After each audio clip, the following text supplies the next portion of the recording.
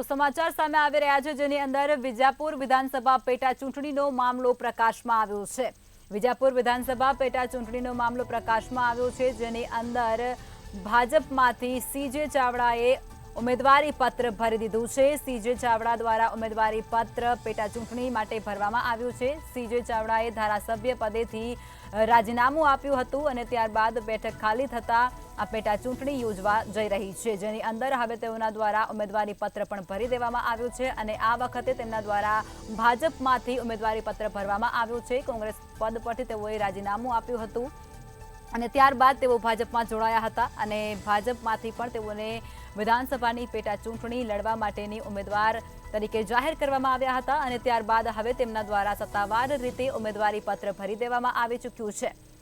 તો આ સમાચાર અત્યારે વિજાપુરથી વિજાપુર વિધાનસભા પેટા ચૂંટણીનો જે મામલો હતો તેની અંદર હવે ભાજપમાંથી સીજે ચાવડા દ્વારા ઉમેદવારી પત્ર ભરવામાં આવ્યું છે। નામાંકન પત્ર તેમના દ્વારા ભરી દેવામાં આવી ચૂક્યું છે।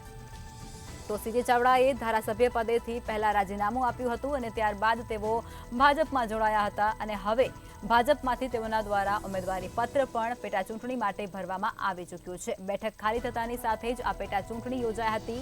વિધાનસભાની પેટા ચૂંટણી માટે તેઓના દ્વારા ભાજપમાંથી ઉમેદવારી પત્ર ભરવામાં આવ્યો છે।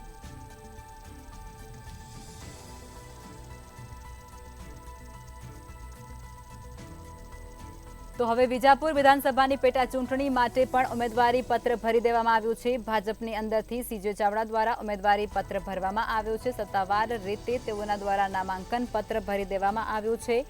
સીજે ચાવડાએ કોંગ્રેસમાંથી ધારાસભ્ય પદ પરથી રાજીનામું આપ્યું હતું અને ત્યારબાદ તેઓના દ્વારા કેસરિયા કરવામાં આવ્યા હતા। તેઓ સત્તાવાર રીતે ભાજપમાં જોડાયા।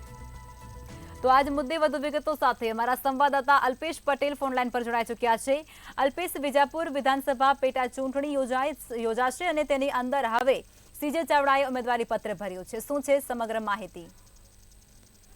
ચોક્કસ જણાય તો વિજાપુર વિધાનસભા પેટા ચૂંટણી લોકસભા ચૂંટણી સાથે સાથે પેટા ચૂંટણી વિધાનસભા ચૂંટણી પણ હોવાથી ભાજપમાં ઉમેદવારી સીજે ચાવડાએ ઉમેદવારી ફોર્મ ભર્યું હતું અને જ્યારે વિજાપુર મામલતદાર કચેરી ઉમેદવાર ફોર્મ ભર્યું છે અને પહેલા કોંગ્રેસમાં હતા અને કોંગ્રેસ છોડીને અલવિદા કહીને ભાજપમાં આવ્યા, તો ભાજપમાં ફરીથી ટિકિટ આપીને એમને ફરીથી ચૂંટણી લડવા માટે ફોર્મ ભરવામાં આવ્યું છે।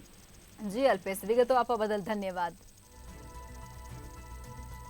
તો વિજાપુર વિધાનસભા પેટા ચૂંટણી મામલે હવે ભાજપમાંથી સીજે ચાવડા દ્વારા ઉમેદવારી પત્ર ભરાશે।